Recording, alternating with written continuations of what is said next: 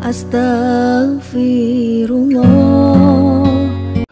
Bismillahirrahmanirrahim. Assalamualaikum warahmatullahi wabarakatuh. Alhamdulillah, wassalatu wassalamu ala rasulillah wa ala alihi wa sahbihi wa mawalah wa la hawla wa la quwata illa billah wa ba'du. Baik, kita lanjutkan kajian kita, masih membahas kitab Minhajul Muslim dan sudah masuk pada pasal ke-14, bab al-wasilah, bab tentang wasilah.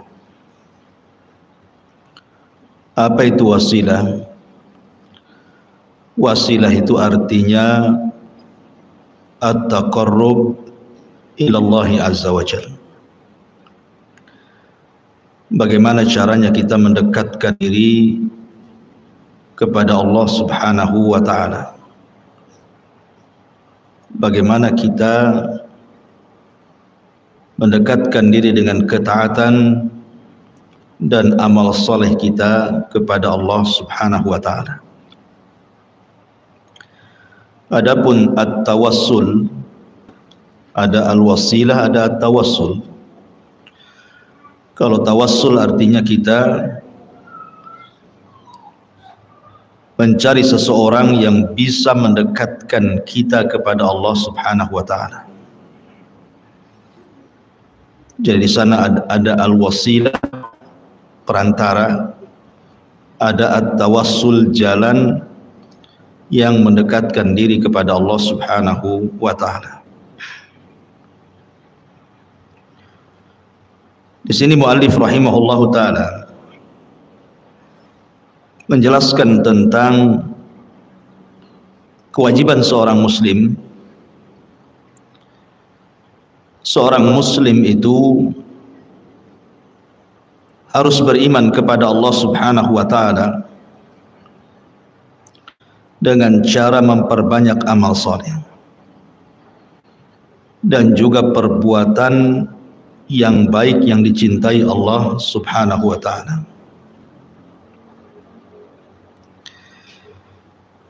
Karena hidup di dunia ini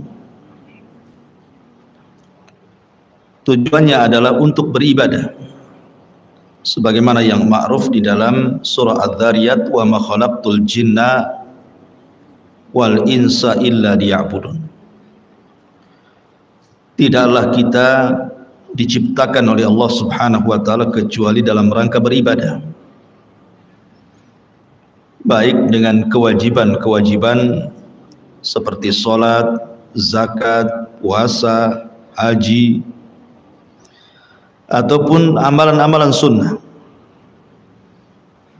Amalan-amalan sunnah tentu jauh lebih banyak dibandingkan amalan-amalan yang wajib. Tentu harapan ketika kita melakukan amalan wajib ataupun sunnah, seperti contohnya hari ini kita berpuasa Asyura di bulan Muharram, tidak lain dan bukan supaya amal kita itu dinaikkan ke langit dan dipandang oleh Allah subhanahu wa ta'ala. Sebagaimana Allah subhanahu wa ta'ala berfirman, ilaihi yas'adul kalimut tayyibu wal amalu as-salihu yarfa'u.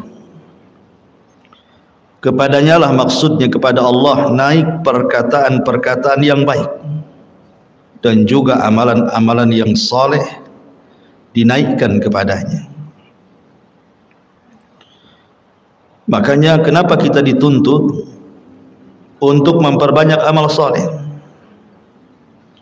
Bahkan sekelas para nabi saja Allah subhanahu wa ta'ala firmankan, ya ayyuhar rusul kulu minat tayyibati wa'malu salihan. Wahai para rasul, makanlah dari makanan yang baik-baik dan kerjakanlah amalan yang saleh. Dari sini Kalau para nabi dan rasul saja diperintah oleh Allah untuk banyak melakukan amal saleh, maka sudah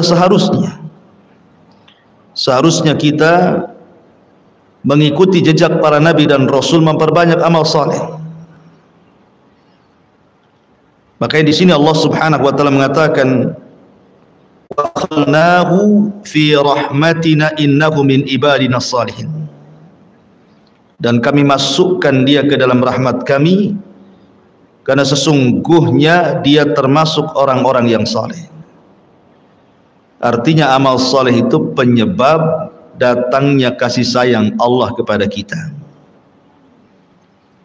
Dan rahmat itu sangat dihajatkan. Sangat dihajatkan sekali kepada kita, terutama nanti di akhirat. Karena penentuan masuk surga dan tidaknya seseorang itu ditentukan dengan rahmat yang Allah anugerahkan kepada kita. Orang masuk surga itu bukan karena amalan, tetapi karena rahmat, dan datangnya rahmat itu karena amal soleh. Lah di antara faedah amal soleh itu, kita bisa menjadikan amal soleh itu wasilah ataupun dijadikan tawassul kita, perantara kita berhubungan dengan Allah Subhanahu wa taala. Dahulu Nabi SAW pernah bercerita, ada 3 orang yang masuk ke dalam gua. Tiba-tiba 3 orang ketika dalam gua itu, pintu guanya tertutup, langsung roboh gitu ya, batu-batunya kemudian menutup pintu gua. Sehingga kemudian 3 orang ini sudah berusaha keluar tapi tidak bisa. Berusaha membuang batu, mendorong batu, tapi apalah daya, mereka tidak punya kekuatan untuk menggeser pintu gua. Akhirnya kemudian sebagian mereka berkata kepada sebagian yang lain, bagaimana kalau kita tawassul saja, meminta kepada Allah Subhanahu wa taala dengan amal saleh yang kita lakukan. Boleh jadi dengan seperti itu Allah akan menolong kita. Akhirnya kemudian 3 orang ini masing-masing bertawassul dengan amal saleh yang mereka pernah lakukan. Yang satu bertawassul dengan sedekah, yang satu bertawassul dengan birrul walidain, yang satu bertawassul dengan menjaga kehormatan, tidak melakukan perzinahan.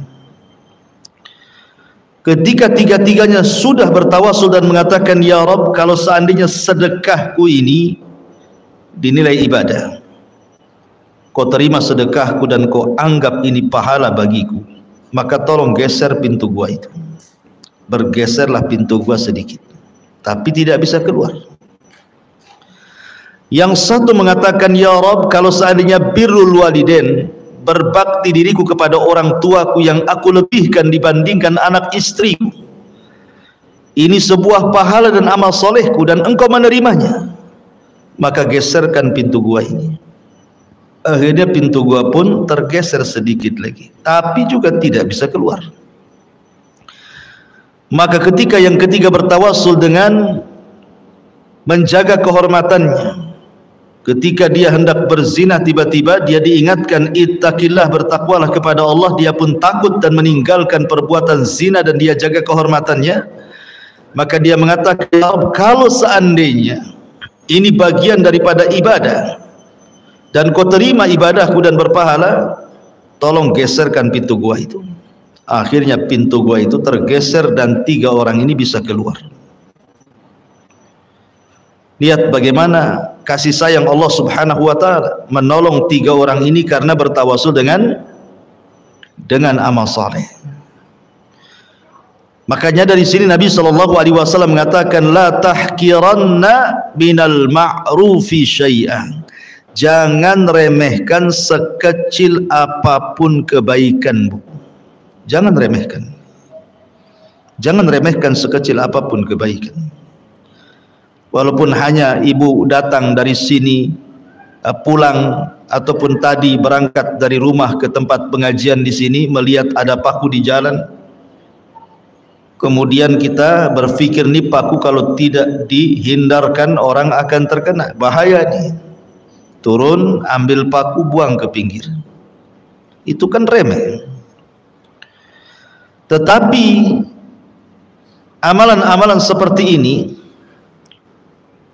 terkadang lebih ikhlas dan lebih diterima oleh Allah Azza wa Jalla, sehingga kita bisa gunakan untuk bertawassul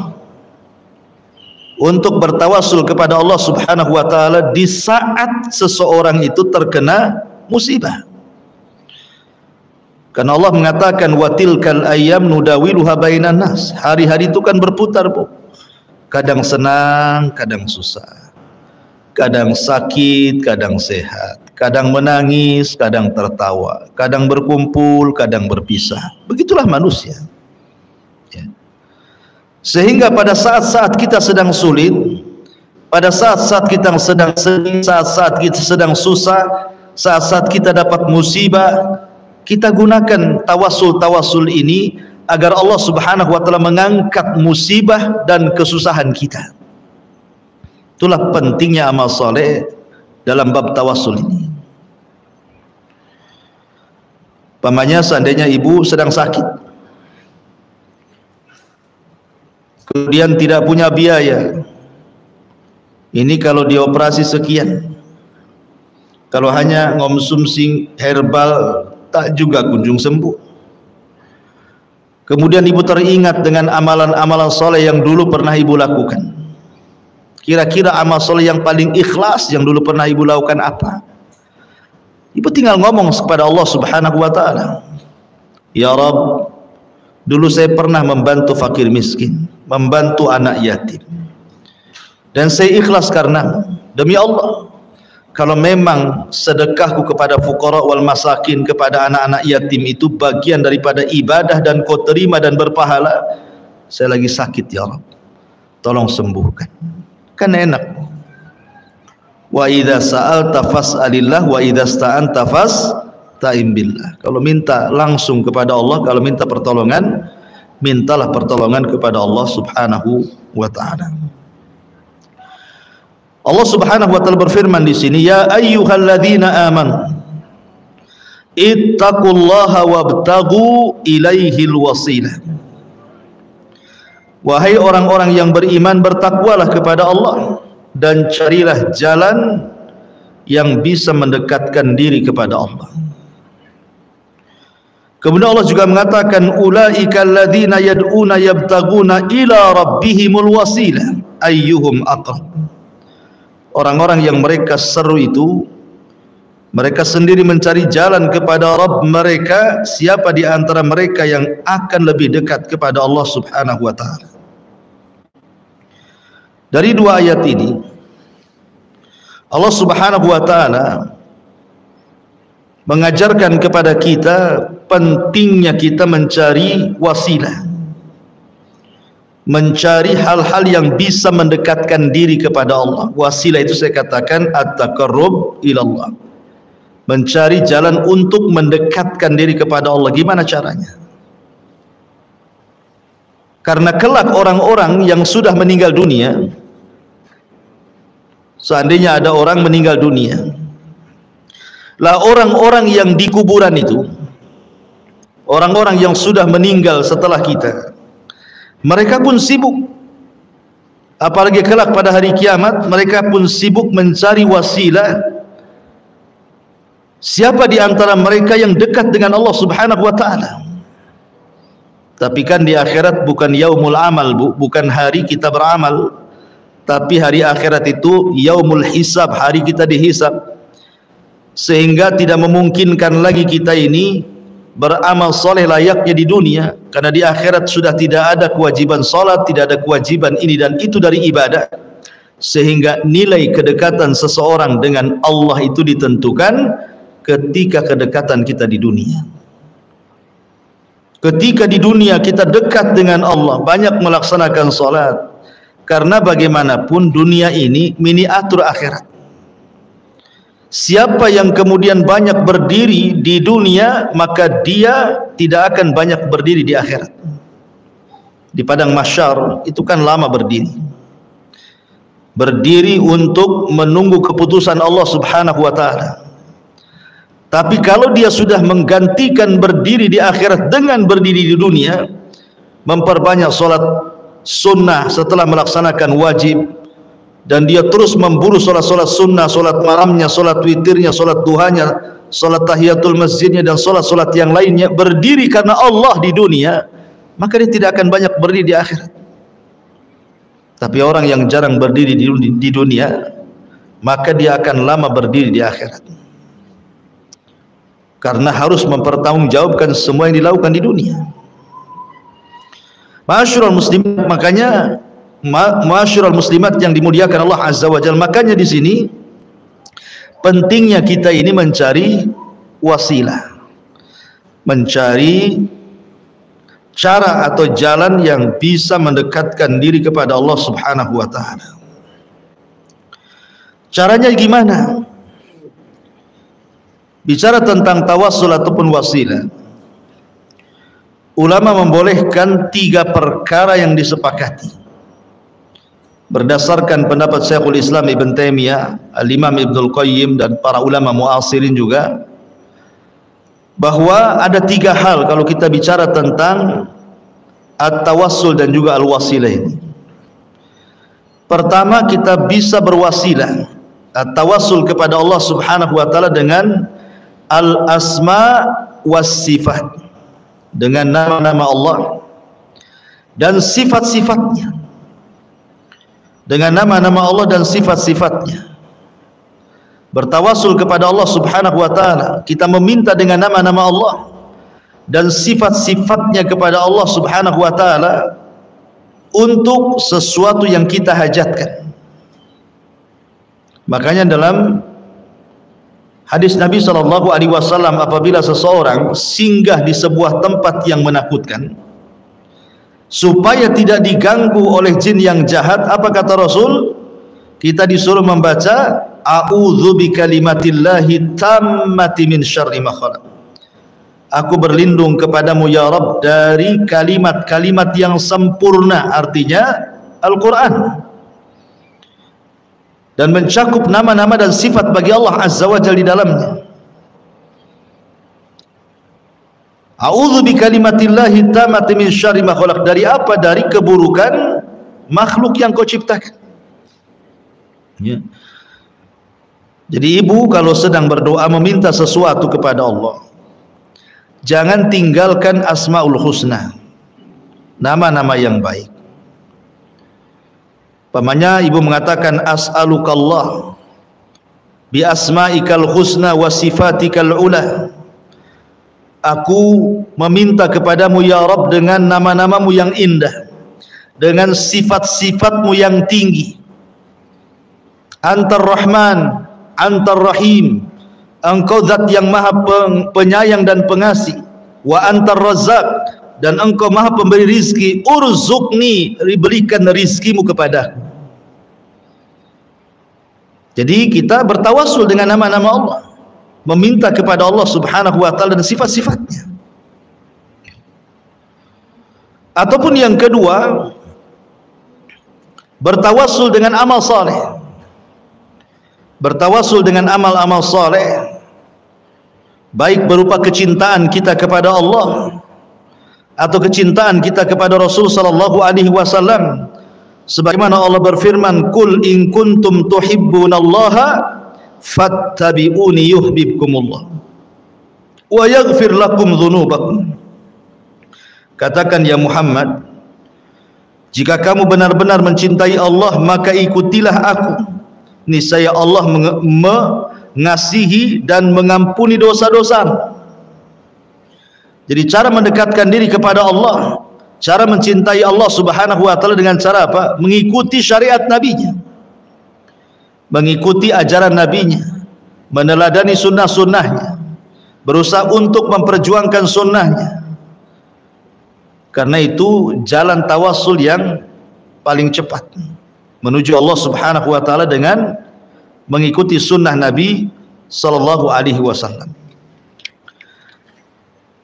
Dan tentang masalah amal soleh, tawasul dengan amal soleh tadi saya sudah berikan contohnya. Orang-orang yang terjerembab di dalam gua, akhirnya Allah keluarkan karena tawasul mereka dengan amal soleh. Atau yang ketiga, tawasul dengan doa orang-orang soleh. Apakah orang-orang soleh ini ahlul bait? Maksudnya dari keluarga Nabi sallallahu alaihi wasallam, turunan Nabi sallallahu alaihi wasallam. Kita datang kepada mereka, kita minta doanya. Atau orang-orang soleh ini selain daripada keluarga Rasul, tidak ada masalah. Karena Nabi sallallahu alaihi wasallam sudah mencontohkan itu kepada kita. Bagaimana para sahabat minta kepada Rasul untuk didoakan kebaikan, baik untuk kesembuhan penyakit ataupun untuk yang lainnya. Contoh, di zaman Nabi sallallahu alaihi wasallam ada wanita berkulit hitam, punya penyakit ayan. Kalau seandainya dia datang tuh penyakitnya, Bu, terkadang tidak sadar, kemudian guling-guling, terkadang tersingkap auratnya. Maka dia datang kepada Nabi sallallahu alaihi wasallam, ya Rasulullah, inni usra wa inni atakasyaf. Ya Rasulullah, sesungguhnya saya terkena penyakit, dan saya ini kalau terkena penyakit atakasyaf, selalu tersingkaplah aurat-auratku, malulah aku jadinya. Ud'ullahu li, ud'ullaha li, berdoalah kau kepada Allah untukku, agar Allah Subhanahu wa taala menghilangkan penyakitku. Maka Nabi sallallahu alaihi wasallam memberikan dua pilihan kepada wanita itu dan mengatakan, kalau kau mau, aku akan berdoa kepada Allah untuk kesembuhan penyakitmu. Tetapi kata Nabi sallallahu alaihi wasallam, in sabarti falakil jannah. Tapi kalau engkau mau sabar, maka engkau akan mendapatkan hadiah surga. Akhirnya wanita ini memilih surga. Gak apa-apa dia penyakitnya tidak hilang, tetapi dia meminta kepada Rasul untuk didoakan kalau datang penyakit itu dia tidak bongkar-bongkar aurat. Maka Rasul mendoakan supaya dia tidak tersingkap auratnya, tapi tidak mendoakan kesembuhannya, karena wanita itu adalah wanita cerdas. Dia wanita yang ingat masa depan. Dia wanita yang bukan hanya mengejar dunia, dia tahu akhirat itu khairun wa abqa, lebih baik dan lebih kekal. Makanya dia memilih sabar. Idzan asbir ya Rasulullah, kalau begitu saya ingin sabar wahai Rasul. Setelah Rasul mengatakan in sabarti walakil jannah, kalau engkau sabar maka engkau dapat surga. Luar biasa. Kalau ibu-ibu di zaman sekarang mana ada. Kalau seandainya dibuat dua pilihan, surga ataukah dunia, nggak yakin saya milih surga, pasti milih dunia. Contoh, ketika Nabi sallallahu alaihi wasallam mendengar Fatimah meminta budak untuk dijadikan pembantu, karena Rasul kan baru datang dari peperangan, banyak budaknya. Maksudnya Fatimah itu biar tak capek lah kerja di rumah, ada pembantu. Akhirnya Nabi sallallahu alaihi wasallam datang kepada Fatimah, kemudian menudukkan Fatimah dan Ali. Kemudian kata Nabi sallallahu alaihi wasallam, ya Fatimah, ya Ali, maukah ku ajarkan beberapa kalimat kepadamu, dan itu lebih baik daripada engkau diberikan pembantu laki-laki dan perempuan. Kemudian kata Fatimah dan Ali, tentu wahai Rasul, apa itu? Maka Rasul mengatakan, bertasbihlah 33 kali sebelum tidurmu, bertasbihlah, bertahmidlah 33 kali sebelum tidurmu, dan bertakbilah 34 kali, artinya 100 sebelum tidurmu. Maka itu jauh dibandingkan kau mendapatkan pembantu laki-laki dan perempuan. Akhirnya Fatimah memilih doa itu. Dia memilih doa Zikir yang diajarkan Rasul sebelum tidur membaca tasbih 33, tahmid 33, takbir 34, dan tidak jadi meminta pembantu. Kalau pilihan ini saya berikan kepada ibu mau pembantu atau mau zikir? Pasti mau pembantu. Alasannya, pembantu lah Ustaz, zikir juga katanya. Karena di zaman sekarang ini dunia lebih menguasai dibandingkan akhirat. Itulah kenapa orang-orang dulu takut kalau seandainya dibentangkan dunia. Ma'asyiral muslimat yang dimuliakan Allah Subhanahu wa taala. Kembali, wanita ini ketika mendapatkan kabar in sabarti walakil jannah, kalau engkau sabar kau dapat surga. Akhirnya wanita ini mengatakan idzan asbir, kalau begitu saya milih sabarlah wahai Rasul.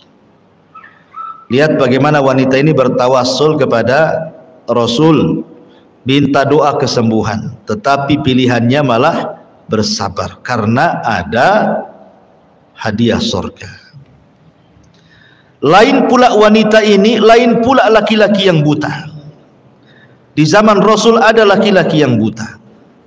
Dia datang kepada Nabi SAW minta disembuhkan butanya. Laki-laki ini tidak sabar, tidak sesabar wanita itu. Dia minta kepada Rasul untuk tetap disembuhkan. Kalau wanita ini kan ketika dikasih pilihan tak mau dia sembuh. Dia siap sabar, yang penting masuk surga. Ini pula kurang sabar yang laki-laki ini. Dia minta disembuhkan. Minta doanya kepada Allah dan dia mengatakan, ya Rasulullah, ud'ullaha li. Rasul, berdoalah kepada Allah untuk kesembuhanku, agar aku bisa melihat. Maka Nabi SAW mengatakan, kalau begitu tawadda wa salli rak'atain. Kamu harus berwudu, kemudian salat 2 rakaat. Kemudian Nabi SAW mengajarkan doa kepadanya dan disuruh dibacanya. Lihat bagaimana laki-laki ini minta doa kepada Rasul. Ya, artinya bertawasul dengan orang-orang soleh, minta doa mereka boleh, ya. Tapi tentunya orang-orang soleh yang masih hidup. Atau contoh yang lain, seperti Nabi SAW ketika bersabda tentang seorang kibaru tabi'in. Nabi tidak pernah melihat orang ini, tetapi Nabi SAW mengatakan, kalau ada orang ini, berdoalah kepada Allah, mintalah doa dari dia kepada Allah, karena dia itu mustajab doa. Siapa orang ini, Bu? Uwais ibn Amir al-Muradi al-Qarani al-Yamani. Uwais ibn Amir al-Qarani, atau disebut Uwais al-Qarani, seorang tabi'in. Rasul tidak pernah jumpa, tapi doanya manjur. Kenapa? Karena dia orang yang paling berbuat baik kepada orang tuanya, sehingga doanya mustajab. Ketika Nabi SAW meninggal dunia, Abu Bakar meninggal dunia, Umar radhiyallahu an ketika menjadi khalifatul Islam mencari-cari orang namanya Uwais al-Qarani, Uwais ibn Amir al-Qarani al-Muradi. Setiap ada kafilah haji dari Yaman, kadang-kadang Umar kemudian datang ke kafilah tersebut dan mengatakan, afikum Uwais, afikum Uwais. Ada enggak Uwais di situ? Ada enggak Uwais di situ? Kata orang-orang Yaman, tak ada wahai Amirul Mukminin. Ulanglah Umar kecewa. Tahun depannya lagi datang lagi kafilah haji dari Yaman, tanya lagi, afikum Uwais, ada enggak Uwais di situ? Mereka mengatakan tidak ada wahai Amirul Mukminin. Pulang lagi kecewa. Sampai beberapa tahun, tapi lihat usaha Umar akhirnya membuahkan hasil. Ketika sekian tahun banyak orang tiap tahun ibadah haji dari Yaman selalu tidak mendapatkan Uwais, yang ini akhirnya Umar pun mendapatkan kabar di mana Uwais. Ketika datang kafilah dari Yaman, Umar datang dan mengatakan, afikum Uwais, apakah ada Uwais di antara kalian? Maka kepala rombongan mengatakan, maksudnya Uwais al-Qaran, Uwais ibn Amir al-Qarani. Ya, kata Umar, di mana dia? Dia mengatakan, sungguhnya Uwais berangkat dengan kami dalam kondisi susah, tidak ada uang, tapi dia nekat haji bersama kami, sehingga dia harus bekerja dulu. Dia sedang bekerja ngerawat kambingnya orang ini dan itu, kau bisa temui di sana. Akhirnya Umar pun mengajak Ali radhiyallahu an mencari Uwais Al-Qarani. Rupanya sedang menggembala kambingnya orang Arab untuk mengambil upah dan melanjutkan hajinya. Tiba-tiba kemudian pas datang Uwais sedang sholat, tetapi Umar terus memandang orang itu dan dicocokkan dengan ciri yang disabdakan Rasul kepadanya. Setelah yakin itu Uwais, dan setelah sholat kemudian Umar menyamperi dan mengatakan, apakah anta Uwais? Ya, saya Uwais. Apakah engkau dari Murad? Ya, saya dari Murad. Apakah engkau dari Qaran? Ya, dari Qaran. Apakah engkau dulu punya penyakit sopak, kemudian disembuhkan oleh Allah dan sekarang tinggal sebesar dirham? Dia mengatakan iya. Kemudian diberitahu tandanya. Subhanallah, kata Umar, engkau adalah orang yang disabdakan Nabi SAW. Akhirnya Umar pun meminta doa kepada Uwais. Uwais kaget. Bagaimanapun secara kemuliaan, siapalah kibaru tabi'in dengan sahabat, apalagi dengan Umar bin Khattab, orang terbaik kedua setelah Abu Bakar. Di hadapan Nabi SAW tiba-tiba meminta doa, kan tersanjung banget gitu. Tapi setelah Umar memastikan bahwa ini adalah anjuran Rasul, disuruh mencari kamu dan meminta doa, akhirnya Uwais pun dengan sedang segan-segan hati, dia pun mendoakan Umar bin Khattab dengan catatan jangan memberitahu siapapun. Akhirnya Uwais pun pergi ke Syam dan berjihad di sana. Lihat, ini namanya tawassul. Umar bertawassul kepada Uwais Al-Qarani, meminta doanya. Padahal Uwais Al-Qarani tidak lebih mulia dibandingkan Umar. Tapi karena satu sisi ada pada diri Uwais yang tidak ada pada Umar bin Khattab, berbuat baiknya kepada orang tua luar biasa, itulah yang menjadikan mustajab doa. Atau contoh yang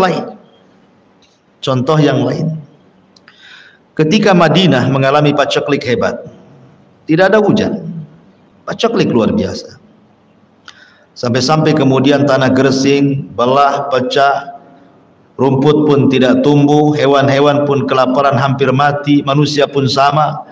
Akhirnya Umar bin Khattab mendatangi Abbas ibn Abdul Muttalib, disuruh untuk memimpin salat istisqa, meminta agar Abbas berdoa kepada Allah Azza wa Jalla. Maka Abbas pun berdoa kepada Allah dalam salat istisqa, karena Umar tahu Abbas ini bagian ahli bait, keluarga Nabi SAW, pamannya. Akhirnya kemudian Abbas pun menengadahkan tangan ke langit, kemudian berdoa minta hujan, dan hujan pun turun. Lihat, maka boleh tawasul itu dengan nama-nama Allah dan sifat-sifatnya, atau tawassul dengan amal soleh, ataupun tawassul dengan orang soleh yang masih hidup, baik dari kalangan ahlul bait ataupun bukan dari kalangan ahlul bait. Dan di sini mu'alif rahimahullahu ta'ala menjelaskan, seperti umpamanya Allah berfirman dalam surah Al-A'raf, kata mu'alif dalam 180 ayat 180, walillahil asma'ul husna fad'uuhu biha wadharul ladhina yulhiduna fi asma'ihi sayuzzawna ma kanu ya'malun. Hanya milik Allah lah asma'ul husna, nama-nama Allah yang indah, maka mohonlah kepadanya dengan nama-nama tersebut. Artinya boleh bertawasul dengan menyebut nama-nama Allah dan sifat-sifat Allah subhanahu wa ta'ala. Termasuk juga bertawasul dengan amal saleh yang sudah saya jelaskan, ataupun bertawasul dengan orang-orang saleh yang masih hidup. Kita minta doa mereka, kita minta supaya mereka mau mendoakan kita, seperti kasusnya Umar datang kepada Abbas, Umar datang kepada Uwais ibn Qaran gitu ya.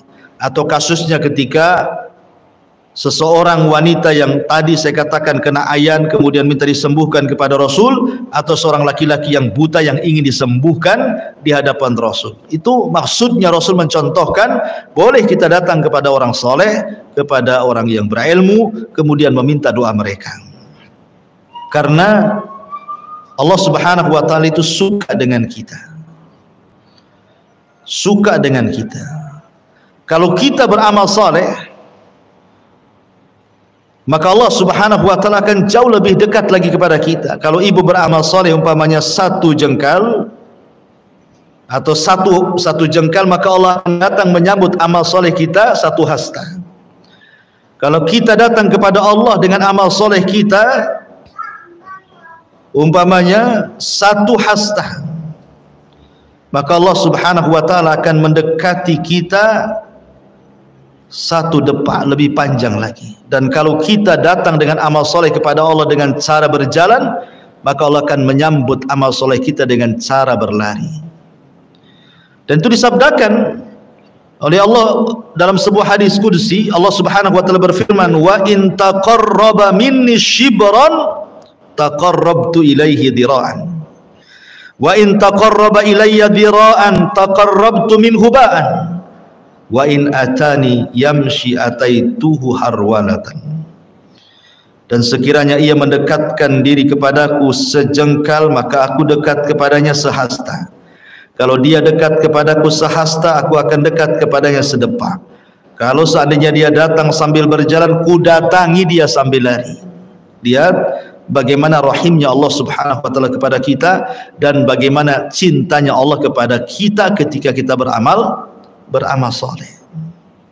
Ya, karena amal soleh itu yang sunnah saja menyebabkan kecintaan Allah kepada kita, apalagi yang wajib. Wa ma taqarraba ilayya 'abdi bi syai'in ahabbu ilayya mimma aftaradtuhu alayhi wa la yazalu 'abdi yataqarrabu ilayya bin nawafil hatta uhibbahu. Tidaklah hambaku mendekatkan diri kepadaku dengan sesuatu yang lebih aku sukai daripada mendekatkan diri dengan melaksanakan apa yang diwajibkan. Dan hambaku senantiasa taqarrub, mendekatkan diri, berwasilah kepadaku dengan amal-amal sunnah, sehingga aku makin cinta dengan dia. Jadi kalau seandainya bu ibu ini sukalah melaksanakan amal sunnah setelah yang wajib tentunya, ya. Kalau sholat mungkin suka duha, suka sholat malam, suka witir, suka sunnah wudhu, dan begitu seterusnya. Atau puasa, ya puasa sunnah, atau mungkin sedekah, dan begitu seterusnya. Maka sebagai imbalannya, ibu akan dicintai Allah. Dan kalau Allah Subhanahu wa taala sudah cinta dengan ibu, apa yang terjadi? Nadahu Jibril, maka Allah akan panggil Jibril. Kemudian Allah Subhanahu wa taala akan katakan kepada Jibril, ya Jibril, inni uhibbu fulanan fahibbah. Jibril, aku suka lo dengan si anu itu, maka kau harus suka juga dengan dia. Maka Jibril langsung berteriak di hadapan semua para malaikat yang ada di langit dan mengatakan, ya malaikat Allah, innallaha yuhibbu fulanan fahibbuhu. Wahai malaikat-malaikat Allah, Allah sukalah dengan si ibu itu, maka kalian harus suka dengan si ibu itu. Lihat, luar biasa. Ya, jadi kalau bisa terus kita mencari kecintaan, memancing agar Allah cinta kepada kita dengan memperbanyak amal wajib, memperbanyak amal sunnah, dan begitu seterusnya. Ma'asyiral muslimat yang dimuliakan Allah Subhanahu wa taala. Kalau ibu baca dalam Minhajul Muslim, kitab yang kita baca ini, di situ ada dalil-dalil tentang apa yang saya jelaskan, bahwa amal soleh itu yang dibolehkan, yang sudah jelas ada dengan nama-nama Allah, dan itu tercantum di beberapa ayat dan hadis. Kemudian dengan amal soleh, kemudian dengan doanya orang yang soleh, yang taat, yang alim, dan mereka masih hidup. Adapun kemudian bertawasul dengan orang yang sudah meninggal, ini menjadi ranah khilaf para ulama. Ya, menjadi ranah khilaf, boleh enggak seorang itu bertawasul dengan orang yang sudah meninggal, orang-orang soleh yang sudah meninggal. Maka pendapat Syekhul Islam Ibn Taimiyah, Al-Imam Ibnul Qayyim, dan juga ulama-ulama Lajnah Daimah Saudi Arabia, semua mengatakan tidak boleh. Ya, karena tidak pernah ada cerita para sahabat Nabi Shallallahu Alaihi Wasallam mereka datang ke kuburan Abu Bakar setelah meninggalnya, atau ke kuburan Umar setelah meninggalnya, atau ke kuburan Utsman setelah meninggalnya. Tidak ada cerita dari kalangan sahabat mereka mendatangi kuburan orang-orang soleh, padahal mereka sahabat. Ya, menunjukkan bahwa tawassul itu hanya ditujukan kepada orang-orang soleh yang masih hidup saja. Makanya kalau ada di lingkungan ibu orang soleh, orang taat, mintalah doanya. Doa mereka mustajab insyaallah. Ya. Ini diantara pembahasan al-wasilah dan juga at-tawassul. Intinya bahwa perbanyaklah amal soleh di dunia, sebab kita tidak tahu hidup kita ini akan senangkah atau akan susahkah. Perbanyak amal soleh di dunia karena kita tidak tahu apakah kita akan sehat teruskah ataukah akan sakit. Maka di saat-saat kita lagi senang, di saat-saat kita lagi sehat badan, beramal soleh banyak, supaya ketika Allah takdirkan kita mungkin sakit badannya, kurang sehat fisiknya, banyak masalah kehidupannya, kita bisa menjadikan amal soleh itu perantara kita dengan Allah, agar Allah bisa menghilangkan semua keperitan hidup yang ditakdirkan kepada kita. Dan ini banyak dilakukan para ulama. Ya, seperti contohnya Rabi ibn Khaitham yang sudah saya ceritakan, dia kalau dari rumah ke masjid itu pandangannya tertuju ke jalan raya. Kalau ada hal-hal yang bisa kemudian mengganggu orang lain seperti batu, beling, paku dan yang semacamnya, langsung diambil, disisihkan.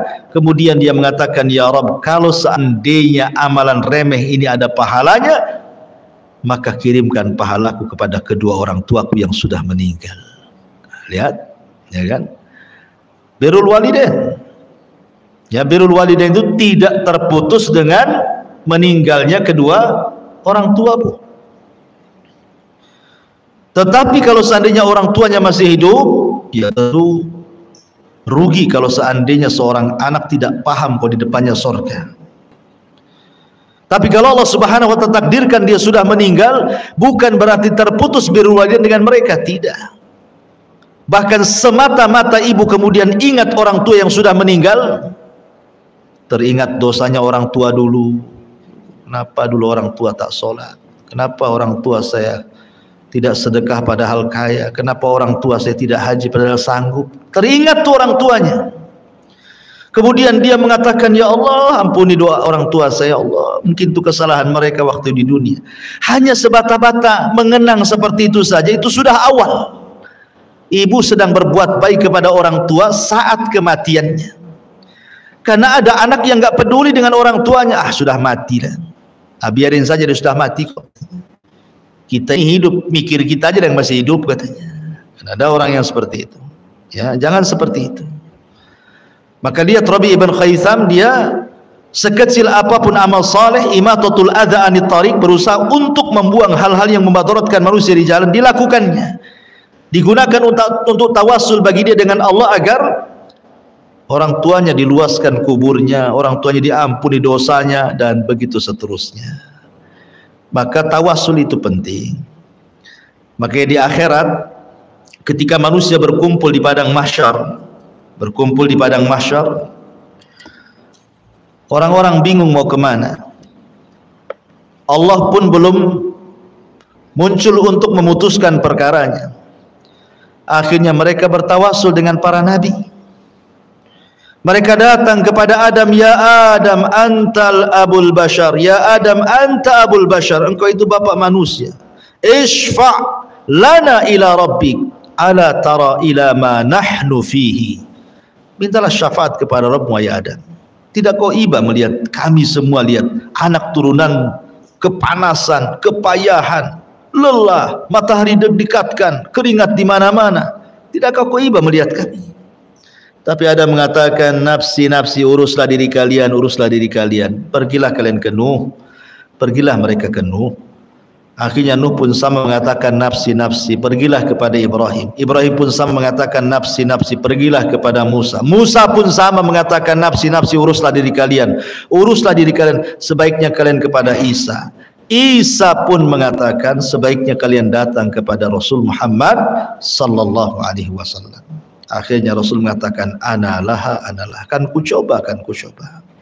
Lihat, mereka bertawasul dengan para nabi.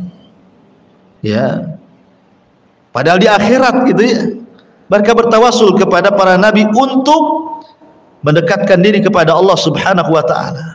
Makanya tawasul itu di dunia dan di akhirat. Dan orang-orang yang dipermudah oleh Allah hisabnya, karena mereka banyak ketika di dunia yang betul-betul mencari wasilah, bagaimana caranya dia dekat dengan Allah Subhanahu wa taala. Tetapi kalau seandainya kemudian wasilahnya dengan perkara-perkara yang dilarang, maka tidak boleh. Karena ada wasilah masyru' yang disyariatkan, ada wasilah yang tidak masyru' dan tidak disyariatkan. Wallahu alam, ibu bisa baca sendiri darinya. Semua ayat-ayat yang dicantumkan pengarang ini berkaitan dengan bolehnya berwasilah dengan nama-nama dan amalan soleh serta doanya orang-orang soleh yang masih hidup. Allahu a'lam. Silakan kita buat tanya jawab di sini.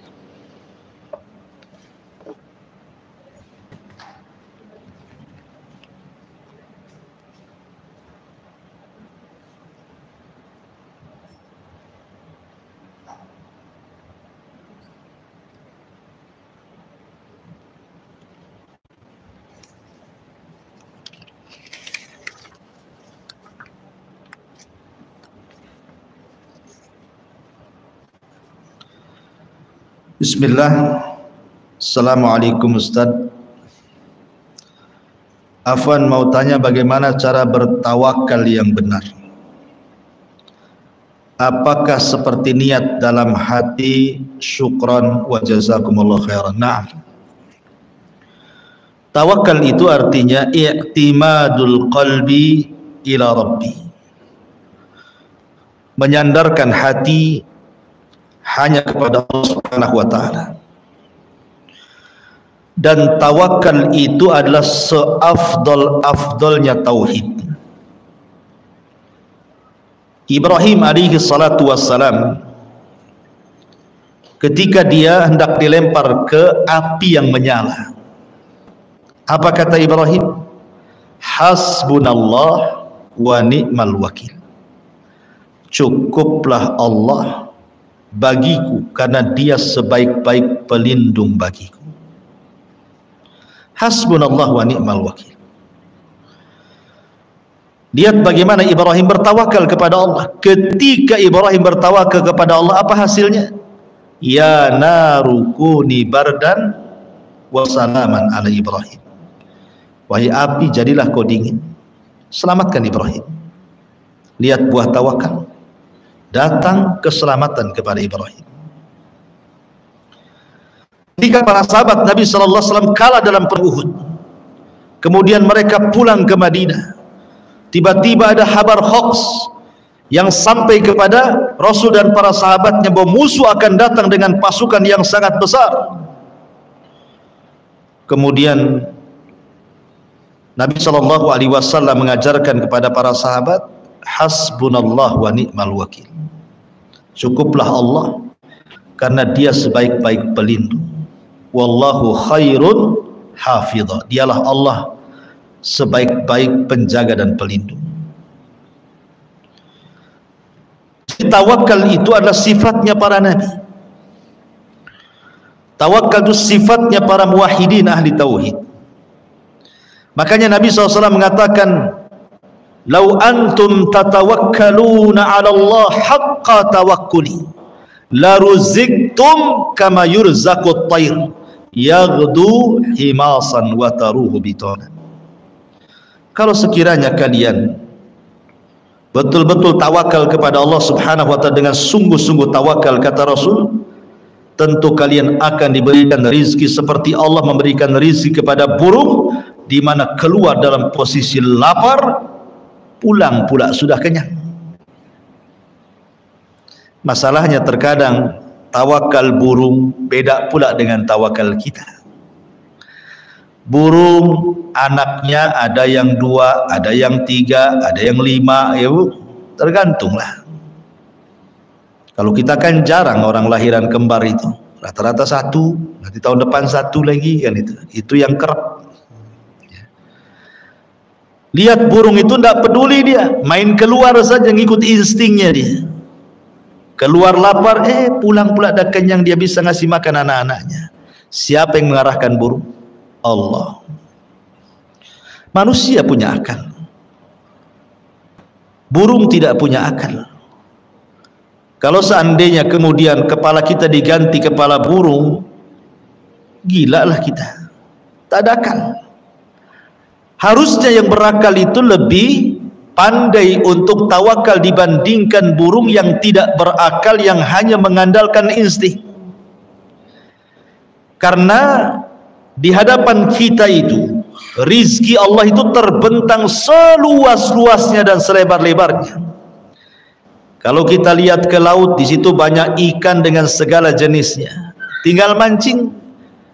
Dan di laut itu ikan itu tidak ada yang punya. Bukan berarti kalau mancing dapat ikan tiba-tiba ada tulisan Abu Humairah, ini punya ikan Abu Humairah nih, lepas lagi, ya nggak ada. Semua ikan milik Allah, tinggal ambil saja. Ke sungai juga sama, ya, ke hutan belantara juga sama. Jadi sebenarnya manusia itu harus lebih tawakal dibandingkan binatang, karena manusia itu dibekali akal. Coba pikir ya, bayi yang dijanin itu cemana dia cari makannya? Tidak, Allah Subhanahu wa taala buat darah haid menjadi asupan dia. Ketika dia brojol pun belum bisa cari kerja, cemana cari makannya?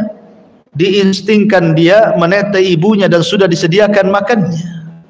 Artinya Allah tidak menyia-nyiakan manusia. Dalam kondisi tidak bisa apapun tetap ada rizkinya. Makanya Nabi SAW bersabda, seseorang itu tidak mungkin diwafatkan kecuali disempurnakan rizkinya. Seorang tidak akan diwafatkan kecuali disempurnakan rizkinya. Jadi tawakal itu penting. Tetapi ingat, tawakal itu tidak cukup dalam amalan hati saja. Ada yang disebut dengan akhdu bil asbab namanya, ya, mencari sebab. Ibu kemudian di mihrab, di musola khusus di rumah gitu ya, berdoa terus, ya Allah berikan rizki kepadaku, sini masih ngontrak, tolonglah berikan rizki agar aku bisa beli tanah, agar aku bisa beli rumah, agar tidak ngontrak terus kan, itu ya doanya itu. Tawakal itu bagus tuh, karena menyandarkan diri kepada Allah kan, ya. Tapi tidak bergerak-gerak. Suaminya nganggur dibiarkan saja, suaminya tidur dibiarkan saja. Harusnya kan dioyak-oyak, bang saya sudah berdoa kepada Allah, pergilah sana kerja kan, itu ya. Mudah-mudahan sebab doa ini pekerjaan abang menjadi mudah dan bisa terkabulkan rencana kita. Kan harus begitu, ada sebab, ada doa, ya. Jadi semua itu ada akhdu bil asbab, dan itu Rasul contohkan ketika Isra Mi'raj. Tawakal saja tidak cukup. Padahal kalau Rasul mau ketika peristiwa hijrah itu seperti peristiwa Isra Mi'raj kan, naik buraq dari Masjidil Haram ke Masjidil Aqsa, buatlah kayak gitu. Rasul naik buraq dari Masjidil Haram ke Madinah, gak mungkin dikejar-kejar sama musuh. Sementara dia sampai Madinah, tapi Allah tidak buat seperti itu, supaya mengajarkan umatnya bahwa dalam tawakal itu ada asbab, ada akhdu bil asbab, mencari sebab. Ya, jadi pamannya ibu sakit, ya Allah sembuhkan, ya Allah sembuhkan, tapi tidak mau minum obat, ya mati jadinya. Ya kalau memang ingin sembuh, cari sebab juga, ya Allah sembuhkan saya, datang ke dokter, beli obat, datang ke herbalis, beli herbal kan itu. Tapi jangan datang ke dukun, ya itu cari sebabnya yang haram, tak boleh. Jadi sebab yang halal. Jadi tawakal itu tidak benar kalau dengan hati saja, tapi ada akhdhu bil asbabnya. Kemudian bagaimana pentingnya duduk di majelis ilmu bagi muslimah? Karena hari-hari ini sudah banyak kajian online, maka banyak yang memilih menghadiri kajian online saja. Kan itu. Ya dua-duanya baik, online ya baik, offline ya baik. Cuman kan beda Bu ya. Orang yang duduk di majelis ilmu, orang yang duduk di majelis ilmu dengan yang ngaji online itu beda. Pertama beda rasa, ya kan? Nabi SAW mengatakan, "Qumu maghfuran lakum." Berdirilah kalian dan kalian sudah diampuni dosa-dosa kalian. Allah sudah mengganti keburukan kalian dengan kebaikan. Kapan Rasul katakan? Apabila bubar majelis. Jadi kalau Nabi SAW sudah buat majelis, kemudian selesai ngaji nih, apa kata Rasul? Qumu maghfuran lakum. Bubar kalian, kalian sudah diampuni dosa-dosa kalian. Subhanallah. Hanya semata-mata duduk di majelis ta'lim, hanya semata-mata duduk di majelis ta'lim, lihat kesudahannya. Setelah ibu ngaji seperti ini, pulang dosa diampuni loh. Apa ini didapat lewat kajian online? Enggak. Karena orang yang ngaji online itu rata-rata tidak beradab, tidak ada adabnya. Adab thalabul ilminya tidak ada kan? Coba Bu ya di rumah, ibu tengok kajian saya lagi ngaji, enak aja sambil minum cincau, sambil makan jengkol, sambil rebahan, itu kan. Dikeraskan suaranya sambil mandi, lah ini gimana kan? Coba, nggak bisa. Nanti ada mamanya datang dari depan gitu ya, COD gitu kan, COD dulu dilayan daripada ngaji. Banyak masalah ya. Karena ngaji itu Bu, bukan bicara soal kecerdasan, bukan ibu duduk dapat ilmu pulang, bukan semata-mata itu. Tetapi dalam belajar itu ada sesuatu yang jauh lebih dibandingkan kecerdasan, bahkan 2/3 ilmu yang kita cari di majelis taklim itu adalah bukan hanya kecerdasan. Kecerdasan itu hanya 1/3 saja, tapi yang ibu cari itu 2/3. Apa itu? Adab. Adab. Makanya ibunya Imam Malik mengatakan kepada Imam Malik, "Na ta'allam al-adaba qabla al-ilmi." Belajar adab ya nak, sebelum ilmu.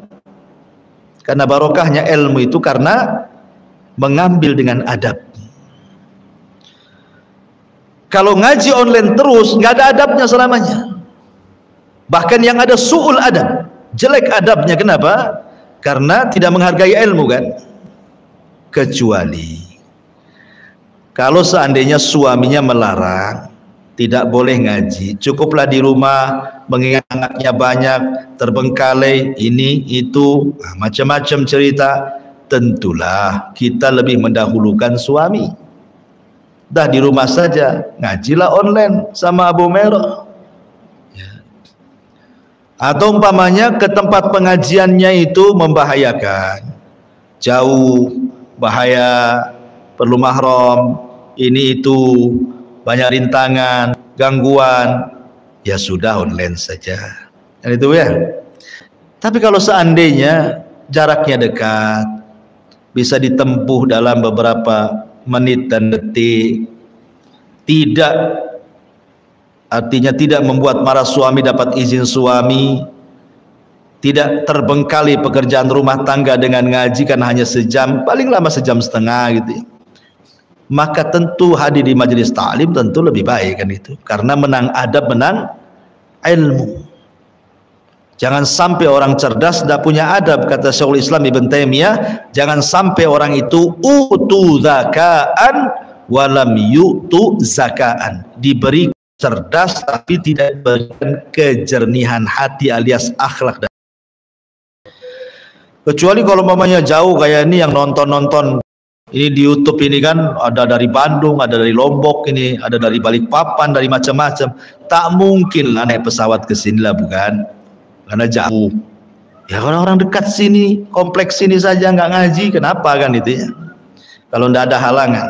Karena hadir di majelis taklim itu banyak faedahnya. Sekali lagi banyak faedahnya. Kalau mau dirinci itu dibuat kajian lagi lebih lama.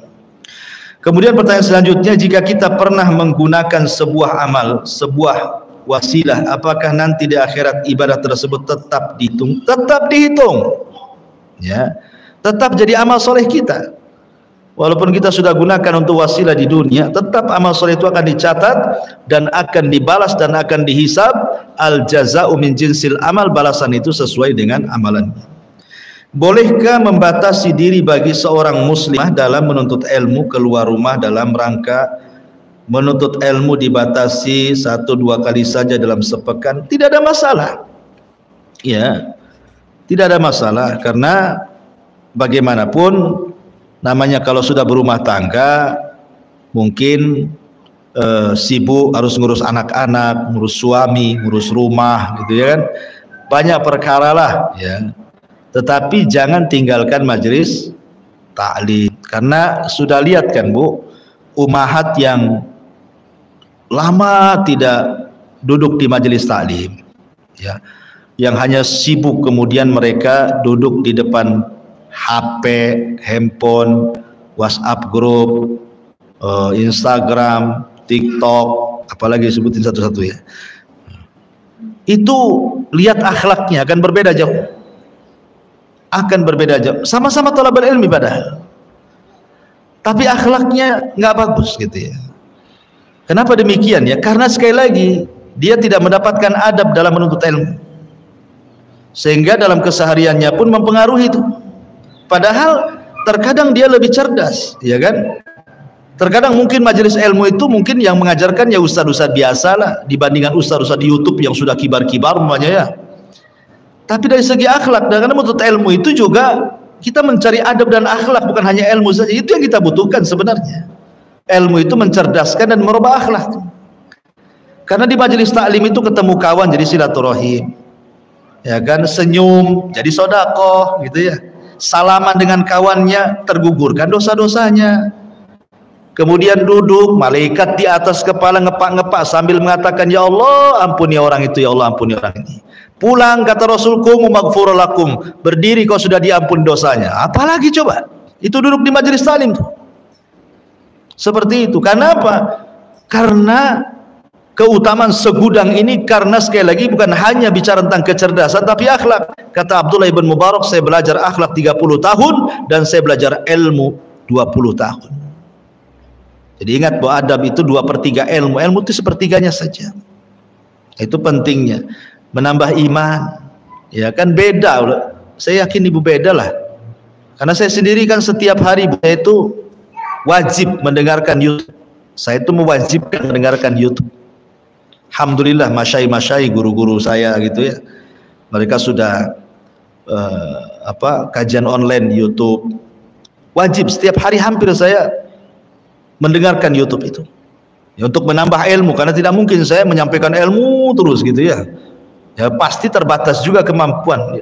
Bahkan saya wajibkan. Dalam satu hari itu saya mendengarkan syekh ini, syekh itu gitu ya. Mulai dari pagi, kadang di sela-sela tidak sibuk saya akan malam juga saya catat. Terkadang saya catat faedah-faedah mereka itu. Pokoknya setiap hari wajib ada pengetahuan. Ya. Kalau seandainya mereka ada di sini, tentu saya akan hadir di majelis mereka. Cuman kan mereka jauh ya, ada di Saudi, ada yang di Yaman gitu kan. Ya, tapi alhamdulillah sampai kepada kita. Sebenarnya media-media YouTube dan yang semacamnya itu bisa untuk wasilah menuntut ilmu, tetapi jangan tinggalkan majelis ta'lim. Ya, majelis ta'lim, karena di zaman sekarang yang bisa membentengi diri kita ya belajar di majelis ta'lim atau di rumah gitu ya. Wallahu a'lam. Ya tapi kan hukumnya kan bukan seperti sholat waktu. Semua pengajian ikut ya Anda. Ya kan ada prioritas, ada aulawiyat namanya ya. Kalau di rumah memang ibu lagi dibutuhkan anak-anak dan suami bertepatan dengan jam ngaji, jangan ngaji. Dahulukan anak-anak dan suami itu lebih wajib. Suami udah kerja, anak-anak udah sekolah, ngapain ya di rumah? Hadir, kan apa susahnya? Selama kemudian menjaga perjalanan dari rumah ke majelis taklim, menjaga aurat, ya, tidak menggunakan parfum, tidak memfitnah dan begitu seterusnya lah. Jadi itu ibu udah paham lah tentang adab-adab keluar wanita itu. Wallahu a'lam. Taib, kalau tidak ada kita tutup. Mudah-mudahan ada manfaat.